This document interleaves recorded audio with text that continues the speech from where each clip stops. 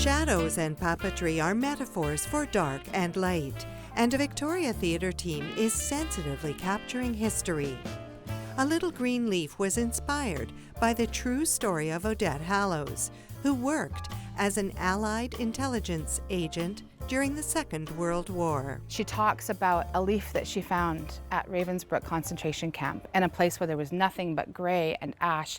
No trees were living. It was winter at one of the darkest times in her life. And she finds this little symbol of hope.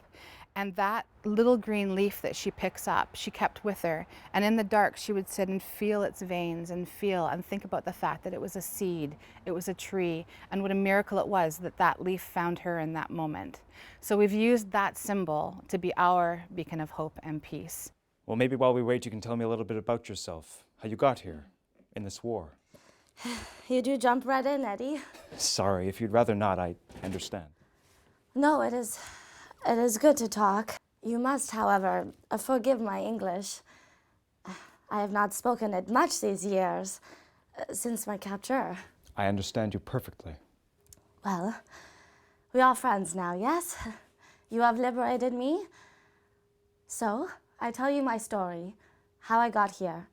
My real reference is my grandmama, who's from Paris. She's a very fierce, strong French woman, but very gentle and has so much love in her heart, which just connected to Odette's character very much for me, and just this fighting spirit and also a demand for respect as well, which I admire deeply. I lose the vision in my eyes for a year and am unable to walk for many years beyond that. I spent much of my childhood in the hospital. How old were you? I was 8. That's a horrible thing for any little girl to go through, Odette. My little girl, well, she is 8 and I can't imagine her not being able to get up and play.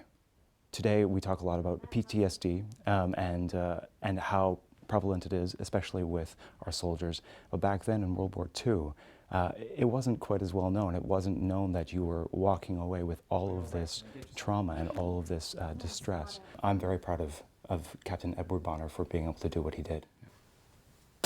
She suffered torture, concentration camp existence, and fighting for the resistance.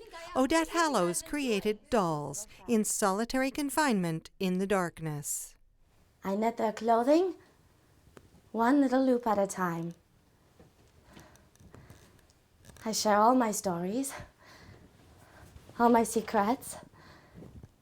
Mes petites amies, Céline and Lise. I really hope that what Odette started with her conversations and with being that beacon of, we can look at war and peace in a different way, can be taken to a new generation. I think her quote was, "I am but a window to the stories of all of the women who've come through with me." We're not hearing as much about World War I, World War II. We have people coming home from war today.